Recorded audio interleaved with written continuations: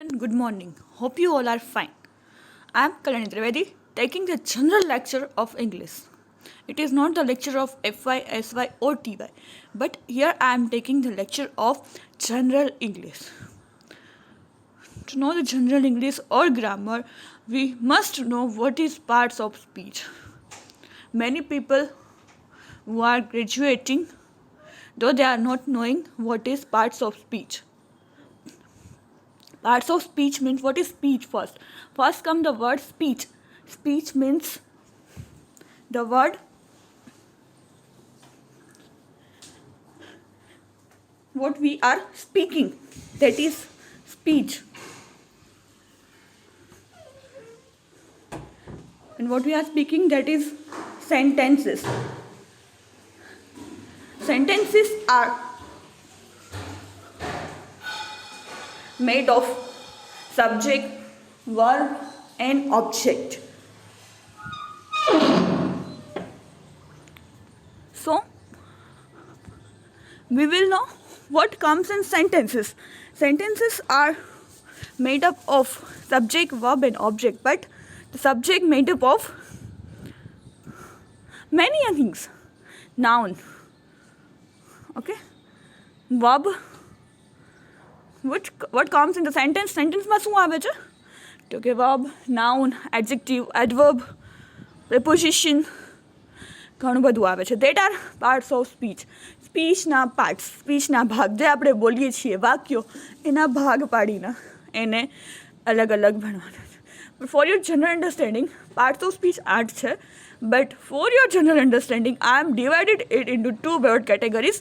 બે કેટેગરીઝમાં હું ડિવાઈડ કરું છું, open class and close class. Open class એટલે કે એવા પાર્ટ્સ ઓફ સ્પીચ જે ઓપન છે. નામ જ સજેસ્ટ કરે છે કે ઓપન છે, મીન્સ એમાં નવા નવા એડ થતા હોય છે. But what about second, that is close class, એટલે કે સેમ છે. આજે ભણતો તો પણ સેમ છે, 50 વર્ષ પહેલાં પણ એ સેમ હતા, અને 50 વર્ષ પછી ફ્યુચરમાં પણ કોઈ ભણશે તો એ સેમ રહેશે. That is close class. That are remain same, એ એમનામ રહેશે, એમાં કંઈ પણ ફેરફાર નહીં.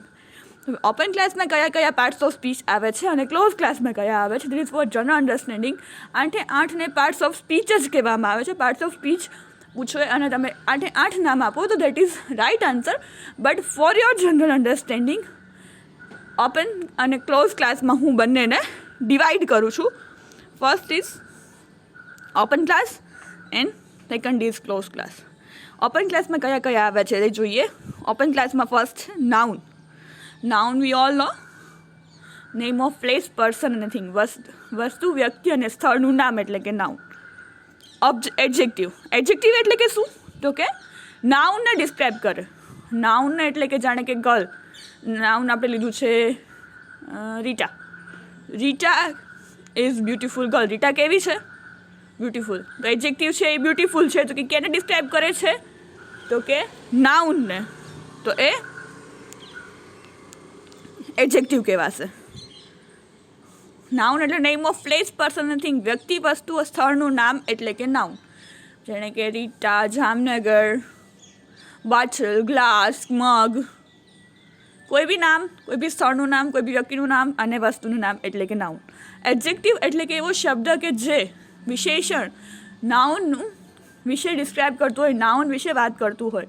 મેં કીધું ને, girl is beautiful, Rita is beautiful, Aishwarya is very pretty girl. Pretty girl, girl કેવી છે? પ્રિટી છે. તો એ નાઉન ડિસ્ક્રાઇબ કરે છે, ઐશ્વર્યાને ડિસ્ક્રાઇબ કરે છે. તો એ છે adjective. Next is verb. Verb એટલે કે ક્રિયાપદ, જે એક્શન બતાવે છે વાક્યમાં. That I am speaking, you are listening, I am teaching, you are learning. આ બધા શબ્દો કે જે ક્રિયા બતાવે છે, learning, cooking, walking, reading, singing, એ બધા શબ્દોને વર્બ કહેવામાં આવે છે. એડવર્બ એટલે કે વર્બમાં પણ એક વધારે કરતો શબ્દ હોય એને એડવર્બ કહેવામાં આવે છે. જેમ કે I am speaking slowly. Speaking તો છે, I am speaking is a verb, but how I am speaking? Slowly. હું બોલું છું પણ સ્લોલી બોલું છું, તો એ છે એડવર્બ. દેન જે વર્બમાં વધારો કરે એ એડવર્બ અને જે નાઉનને ડિસ્ક્રાઇબ કરે એ એડજેક્ટિવ. આ છે ઓપન ક્લાસ છે.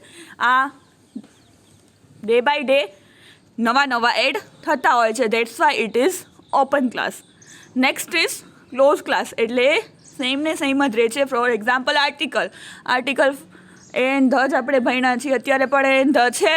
After 20 years if animal will be learn article it will be a an the.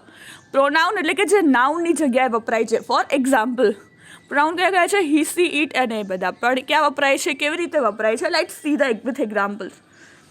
મહાત્મા ગાંધી વિશે આપણે નિબંધ લખવાનો હોય, right essay on Mahatma Gandhi. તો first of all we will write Mahatma Gandhi was born on 2nd October so and so, and then we will write he was, his mother's name, his father's name. એટલે આપણે મહાત્મા ગાંધી જે noun છે ઉપર use ન કર્યું, આપણે શું યુઝ કર્યું? હી, સી, ઇટ જે નામ પ્રમાણે હોય એ પ્રમાણે, તો એને કહેવાય pronoun. Then it is preposition. Preposition એટલે વાક્યમાં છે શબ્દ પોઝિશન બતાવે છે, that is known as preposition. Preposition એટલે કે that in, on, under, above.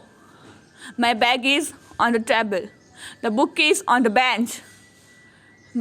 Your gift is in the box. In, on, under, અહીંયા છે, આની અંદર છે, આની ઉપર છે, આની પાસે છે, near by, in front of, ની સામે. જગ્યા બતાવે છે, પોઝિશન બતાવે છે કે આ ક્યાં છે. I am standing near tree.